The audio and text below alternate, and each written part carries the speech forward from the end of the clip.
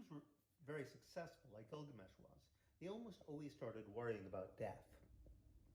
Probably the most successful king of all time was Alexander the Great, since he conquered the world, or most parts of the world that he actually knew about. There was a novel about Alexander's life that was extremely popular in the Middle Ages, probably the single most popular book in the world, everywhere from Germany to India to Samarkand and Malaysia. And the stories it told about Alexander's life were, in almost every case, stories about things that he couldn't conquer. For example, how he tried to fly to the heavens, into heaven itself, on a chariot propelled by griffins, giant magical birds, and it didn't work. How he tried to make a submarine and see the bottom of the ocean, but that didn't work either.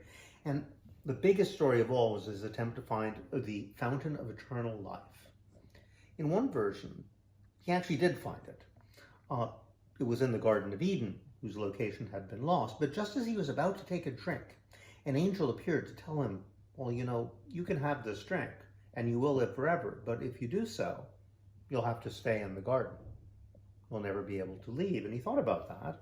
He thought, well, okay, this is paradise, this is incredibly beautiful and wonderful, but eternity is an awfully long time, and what kind of king would I be if I had to stay in a garden for the rest of eternity? So he ended up deciding not to drink the water of eternal life after all.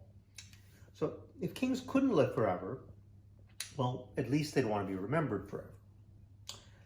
Kings would try to build the biggest temple or the biggest library. They'd found cities. They'd change the course of rivers. They'd plant the hanging gardens of Babylon, for example. Or even like Genghis Khan or Tamerlane, they would make towers out of human skulls just so people would remember that they did it. Still, their biggest problem was how to make or do something so big, so impressive, that the next king that came along, maybe their son, wouldn't be able to do something even better. It was especially difficult when everyone had to pretend the old king wasn't dead. This sometimes did happen. In ancient Egypt, for example, there were gigantic pyramids, and the kings buried under those pyramids still had their own priests and even servants, telling everyone that they had become gods and were much more important than the current king.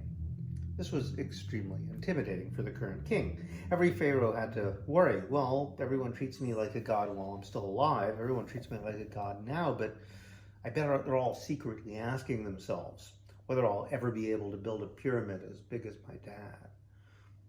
At least Egyptian mummies stayed inside the tombs and didn't actually go wandering about. This was not true in Peru. The Incas also mummified their dead kings, who were called Incas. But then they acted as if they weren't actually dead. Well, the way it worked was like this. When the king died, his eldest son became the new Inca. But he didn't inherit much. He didn't inherit the palace. He didn't inherit the royal lands. He didn't even inherit the king's servants. All of those continued to belong to the dead king and was managed by all the other children of the old Inca who didn't become Inca. He just got the army. So they used to bring the mummy out, surrounded, by his servants, carried around like a live king who would attend important events, and the dead king might visit friends, like take part in games and ceremonies, even host parties.